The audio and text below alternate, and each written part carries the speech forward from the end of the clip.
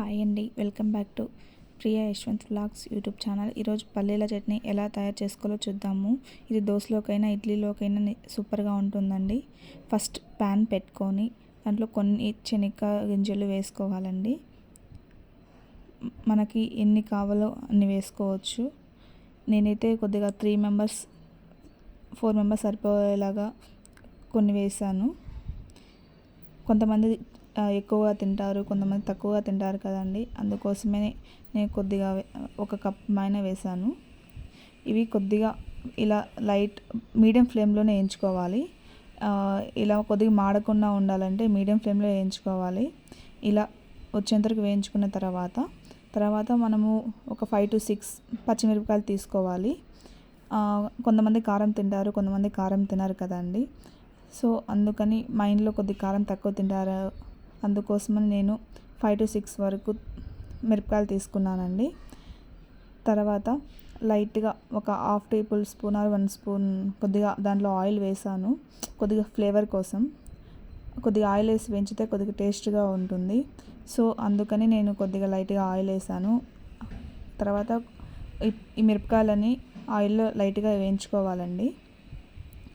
ఇలా కొద్దిగా colour shade అయ్యేంత వరకు వేయించుకుంటూ ఉండాలి.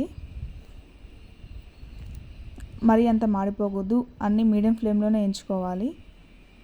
తర్వాత ఇలా పల్లీలని చల్లార్చుకోవాలి.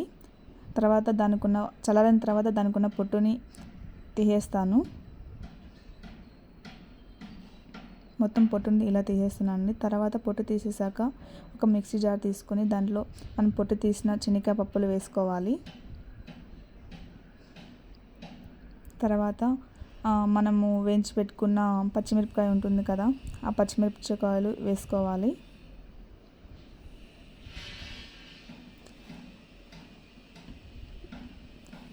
తర్వాత మనము ఒకే శనగకాయ పప్పులు కాకుండా మనము మామూలు పప్పులు ఉంటాయి కదండి, అవి కూడా కొన్ని యాడ్ చేస్తున్నాను. ఇవి యాడ్ చేస్తే కొద్దిగా టేస్ట్ కూడా బాగుంటుంది. కొద్దిగా లైట్గా చింతపండు, ఎందుకంటే మనం నైట్ వరకు ఉంటుంది కదా, ఒక 2 days 3 days నిల్వ ఉంచుకోవడానికైనా ఉండాలి కదా, అందుకని కొద్దిగా లైట్గా చింతపండు, తెల్లబాయలు, ఒక teaspoon or 1.5 teaspoon salt పడుతుందండి, చూసుకొని వేసుకోవచ్చు. తర్వాత కొన్ని వాటర్ వేసాను నేను. తర్వాత గ్రైండ్ చేసుకున్నాను.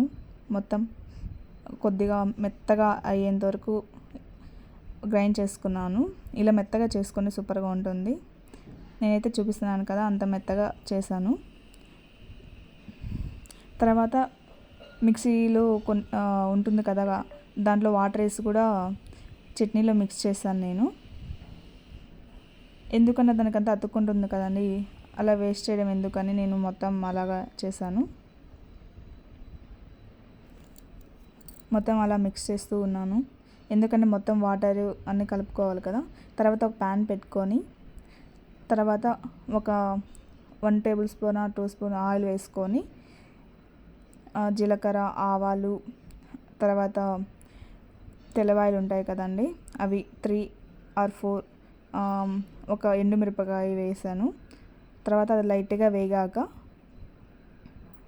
లాస్ట్లో కొత్తిమీర ఇది ఉంటుంది కదండి, కరివేపాకు, అది వేసాను. తర్వాత అదంతా తిరగవాత వేసుకున్న తర్వాత చట్నీలో కలిపేసాను.